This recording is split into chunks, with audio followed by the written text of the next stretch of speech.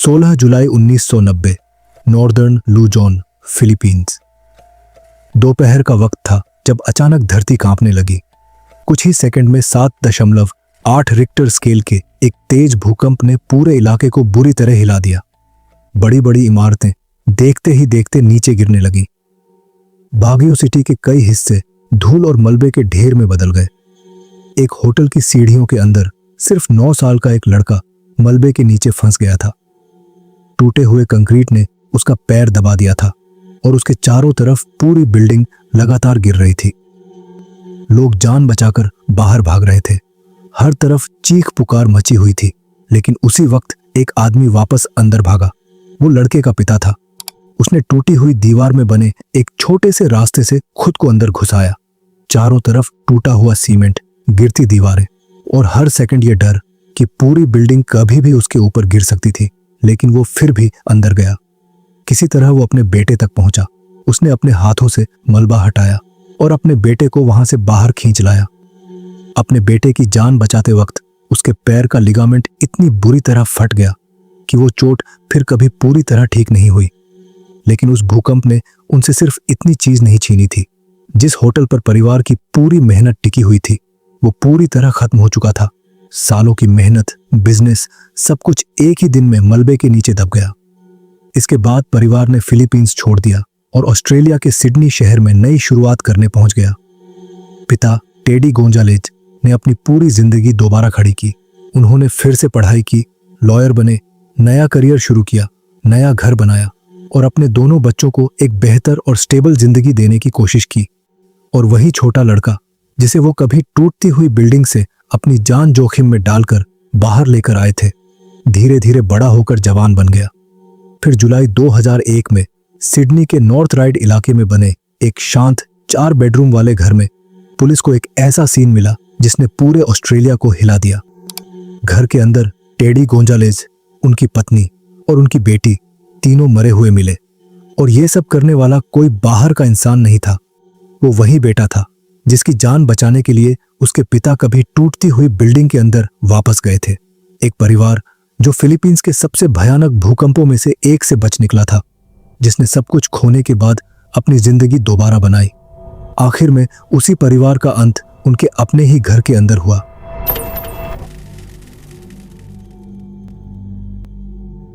नमस्कार, मैं हूं साइलो और आप देख रहे हैं हिंदी क्राइम एक्सपोज। 1991 में जब गोंजालेज परिवार ऑस्ट्रेलिया पहुंचा, तब बाहर से देखने पर वो ऐसे लोग लगते थे जिन्होंने जिंदगी का सबसे मुश्किल दौर पहले ही झेल लिया हो। वो लोग फिलीपींस के पहाड़ी शहर बागियो से आए थे। कुछ साल पहले आए भूकंप ने उनकी लगभग पूरी दुनिया छीन ली थी। उनका होटल बिजनेस खत्म हो गया था। उनकी पुरानी जिंदगी सीमेंट और धूल के नीचे दब गई थी। लेकिन हार मानने के बजाय टेडी और लोइवा गोंजालेज अपने परिवार को लेकर सिडनी आ गए ताकि सब कुछ फिर से शुरू कर सके। और कुछ समय तक ऐसा लगा जैसे उनकी नई शुरुआत सच में काम कर गई।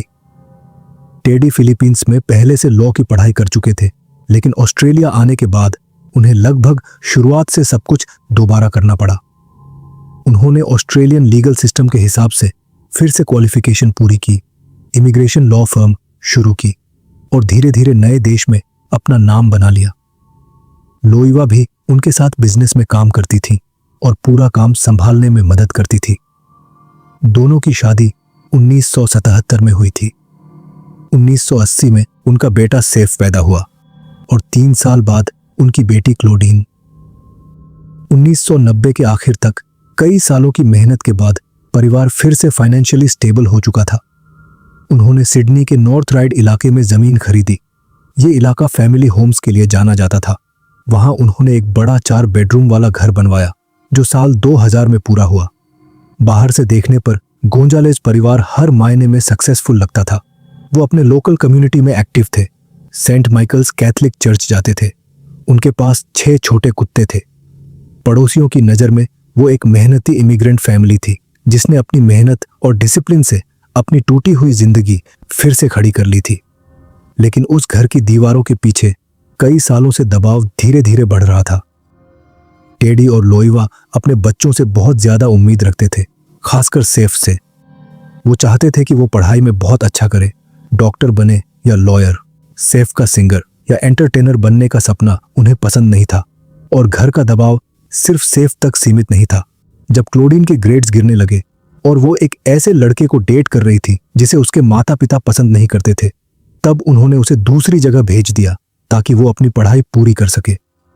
उधर सेफ अपने माता पिता की इच्छा के हिसाब से चलने की कोशिश कर रहा था। उसने university of New South Wales में मेडिकल साइंस में एडमिशन लिया, लेकिन 2 साल बाद उसने पढ़ाई छोड़ दी।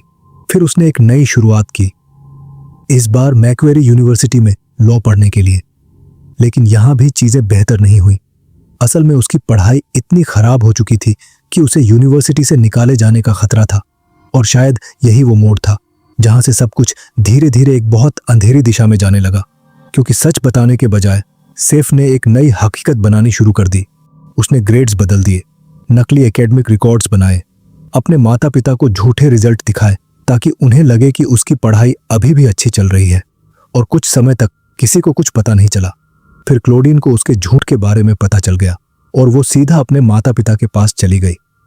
बस वहीं से सेफ के बनाए हुए सारे झूठ टूटने लगे। उसके माता पिता ने उसका सामना किया। बाद में कोर्ट में सामने आए सबूतों के मुताबिक उन्होंने उसकी कार छीनने की बात कही, एक हरी फोर्ड फेस्टिवा जिससे सेफ को बहुत लगाव था। उन्होंने उसकी बाकी सुविधाएं छीनने की भी बात कही, यहां तक कि अपनी जायदाद से उसका हिस्सा खत्म करने तक की।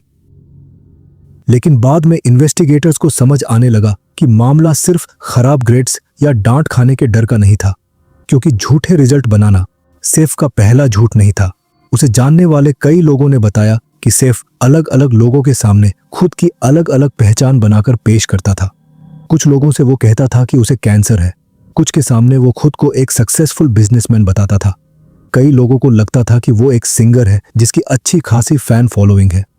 कुछ लोग उसे मॉडल या एंटरटेनर मानते थे। एक समय पर तो उसने खुद के बारे में एक फैन वेबसाइट भी बनाई थी और दावा किया था कि वो किसी एडमायर ने बनाई है। ये सिर्फ आम बढ़ा चढ़ाकर बातें करना नहीं था। बाद में केस की सुनवाई के दौरान प्रोसिक्यूटर ने उसे ऐसा इंसान बताया जो बार बार झूठ बोलने की आदत रखता था और इतने भरोसे के साथ बोलता था कि लोग उसकी बातों पर आसानी से यकीन कर लेते थे।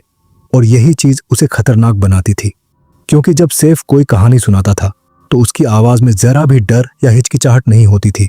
वो हर बात ऐसे बोलता था जैसे सब कुछ सच हो। और शायद सबसे ज्यादा डराने वाली बात यह थी कि बाद में जो मर्डर्स पूरे ऑस्ट्रेलिया को हिला देने वाले थे, वो गुस्से में अचानक लिया गया कोई फैसला नहीं था। प्रोसिक्यूशन के मुताबिक सेफ पहले से अपने परिवार को मारने के बारे में सोच चुका था। बाद में पता चला कि सेफ ने 2001 की शुरुआत में ही अपने परिवार को मारने का फैसला कर लिया था, यानी मर्डर्स होने से कई महीने पहले। अब चलते हैं 10 जुलाई 2001 पर, जिस दिन यह सब हुआ। शाम करीब 4 बजे सेफ अपने पिता की लॉ फर्म से निकला, जहां वो पार्ट टाइम काम करता था। वहां से वो 6 कॉलिंस स्ट्रीट स्थित अपने घर पहुंचा। उस वक्त क्लोडीन घर में अकेली थी। वो ऊपर अपने कमरे में बैठकर पढ़ाई कर रही थी। सेफ किचन में गया और वहां से 2 चाकू उठाए, फिर अपनी कार से एक बेसबॉल बैट लेकर आया। इसके बाद वो क्लोडीन के कमरे में गया।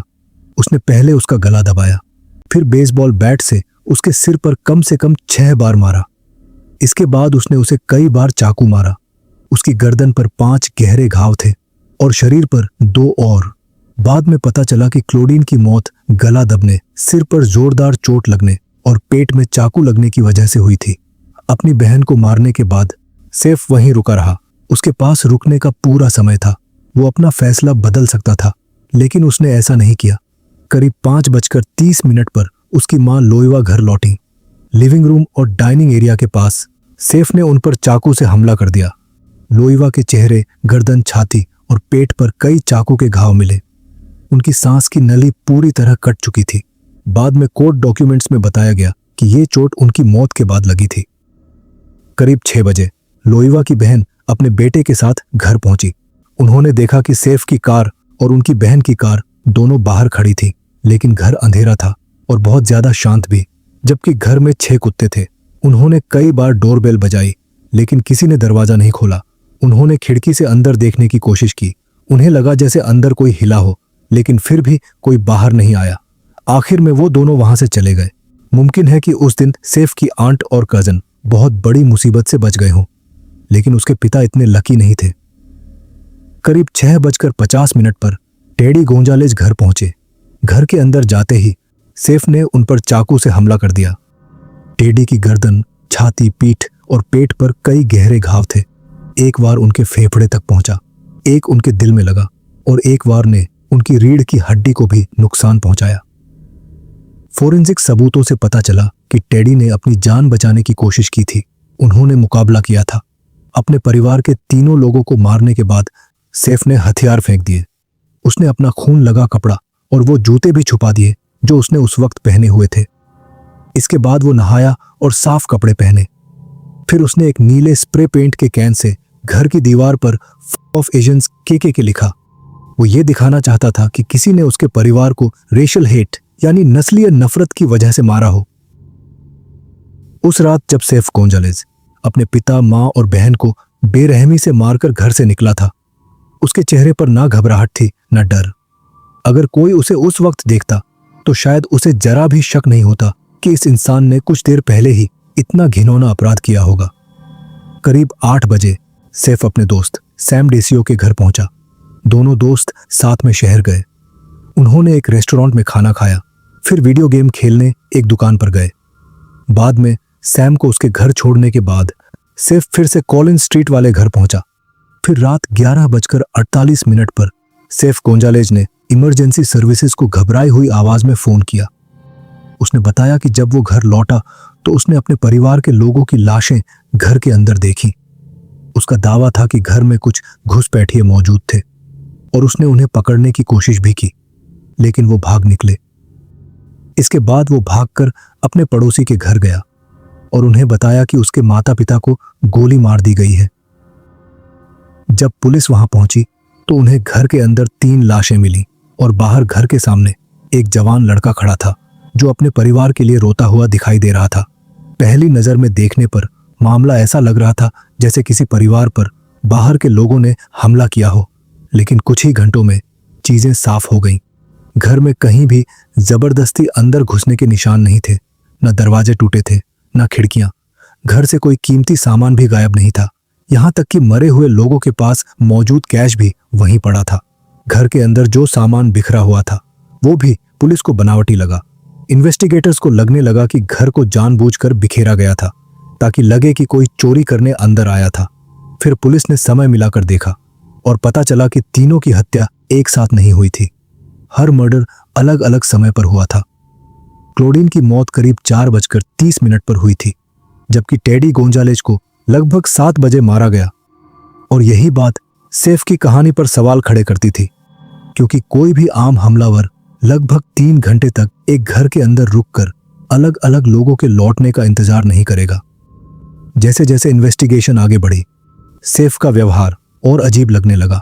उसने दावा किया कि उसने अपने परिवार को बचाने के लिए CPR देने की कोशिश की थी, लेकिन बाद में डिटेक्टिव्स ने बताया कि उस वक्त उसका व्यवहार बहुत अजीब और ठंडा लग रहा था, जैसे उसे अपने परिवार की मौत का असली दुख महसूस ही नहीं हो रहा हो। फिर पुलिस को एक और जरूरी चीज मिली। घर की दीवार पर जो नीला स्प्रे पेंट इस्तेमाल हुआ था, उसी पेंट के निशान सेफ के कपड़े पर मिला। उसके कमरे में पुलिस को एक जूतों का डिब्बा भी मिला जो उन साइज 7 जूतों से मिलता था जिनके निशान क्राइम सीन पर मिले थे। धीरे धीरे पुलिस के सामने सेफ की बनाई हुई पूरी कहानी टूटने लगी, लेकिन मर्डर्स के बाद भी सेफ बाहर की दुनिया के सामने दुखी बेटे का किरदार निभाता रहा। उसकी कुछ बातें ऐसे इंसान जैसी लगती थीं जिसने सच में अपना परिवार खो दिया हो, लेकिन कुछ चीजें लोगों को बहुत अजीब लगी। उसने एक प्रेस कॉन्फ्रेंस की जहां उसने कहा कि ऑस्ट्रेलिया को एक एशियन फैमिली की हत्या पर ज्यादा ध्यान देना चाहिए। वो टीवी पर भी आया और हथियारों से सामने आने की अपील की।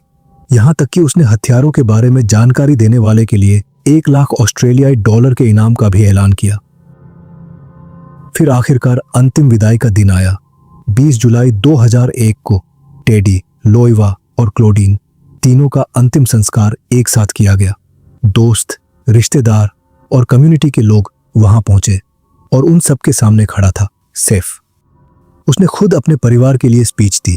उसने कहा कि उसके पिता उसके हीरो थे, उसकी मां परिवार का दिल थी और उसकी बहन उस घर की जान थी। लेकिन इसके बाद उसने जो किया, उसने कुछ लोगों को अजीब महसूस कराया। अंतिम संस्कार के दौरान सैफ ने मराया कैरी और बॉयज टू मेन का गाना वन स्वीट डे अकेले खड़े होकर गाया।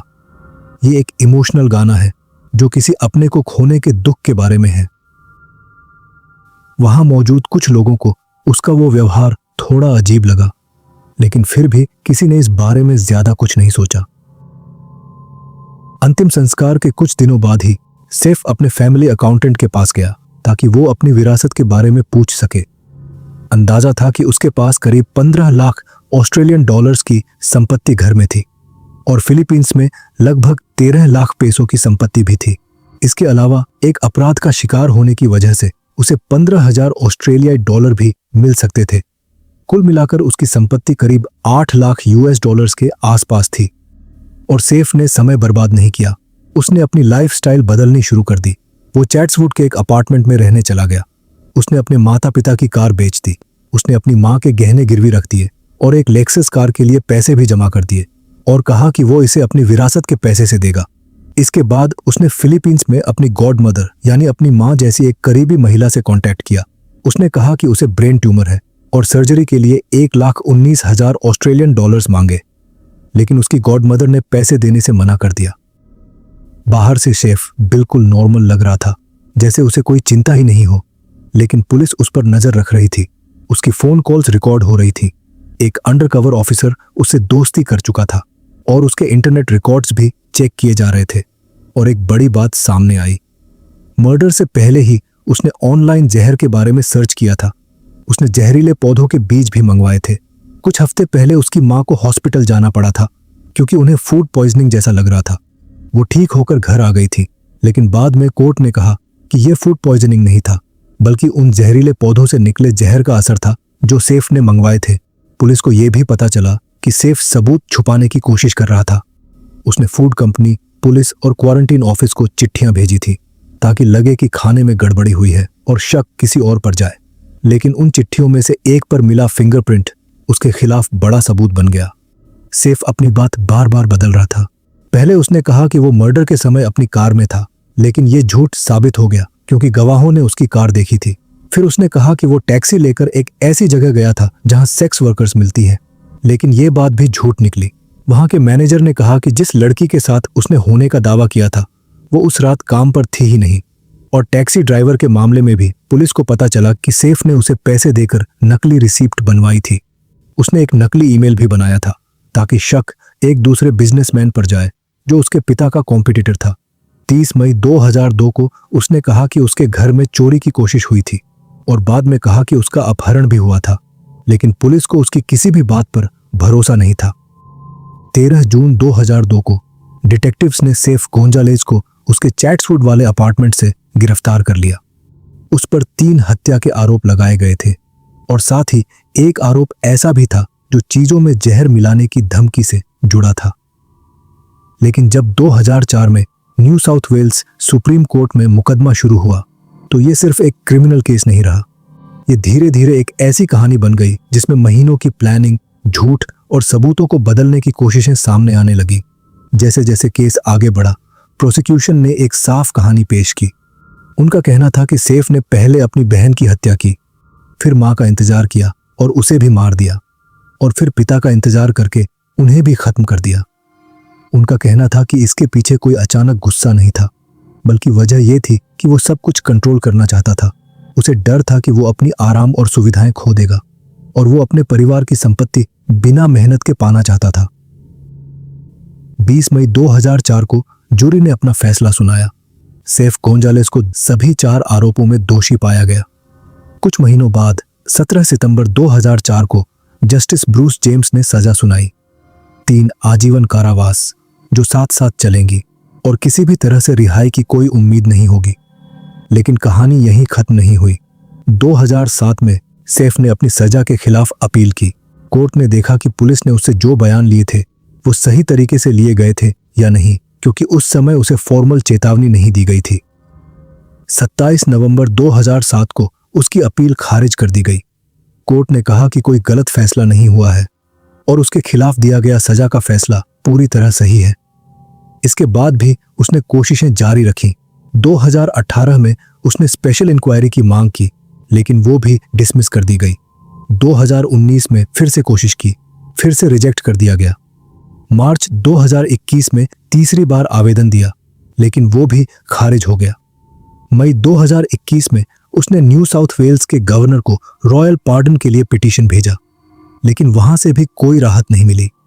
इतनी बार रिजेक्ट होने के बाद भी मामला पूरी तरह खत्म नहीं हुआ। अगस्त 2025 में New South Wales Court of Criminal Appeal ने उसे एक और अपील दाखिल करने की परमिशन दे दी। इस बार उसका दावा पोस्ट ट्रॉमेटिक स्ट्रेस डिसऑर्डर बीमारी पर था, जिसे उसने बचपन में हुए यौन शोषण से जोड़ा, और उसका कहना था कि यह बात शुरुआती कोर्ट ट्रायल के समय ठीक से सामने नहीं लाई गई थी। और इस तरह यह पूरा केस अभी भी पूरी तरह खत्म नहीं हुआ है। आज भी उस अपील की सुनवाई नहीं हुई है। कोई इंसान अपने ही उस परिवार को कैसे खत्म कर सकता है जिसने एक बार सब कुछ खोकर फिर से अपनी जिंदगी बनाई हो? इसका पूरा जवाब शायद कभी पूरी तरह सामने ना आए, लेकिन जो सबूत बाद में सामने आए उनसे इतना साफ था कि यह सब अचानक नहीं हुआ था। इसमें समय लगा था, इसमें प्लानिंग थी, इसमें रिसर्च था, और हर कदम सोच समझ कर लिया गया था। आज सैफ को लिथगो करेक्शनल सेंटर में रखा गया है, जो ऑस्ट्रेलिया के न्यू साउथ वेल्स में ब्लू माउंटेन्स के पास है, और शायद अपनी बाकी बची जिंदगी भी वहीं बिताएगा। तो आज की कहानी बस यहीं तक। मैं फिर आऊंगा एक नई कहानी लेकर। तब तक के लिए अपना ख्याल रखें। नमस्कार।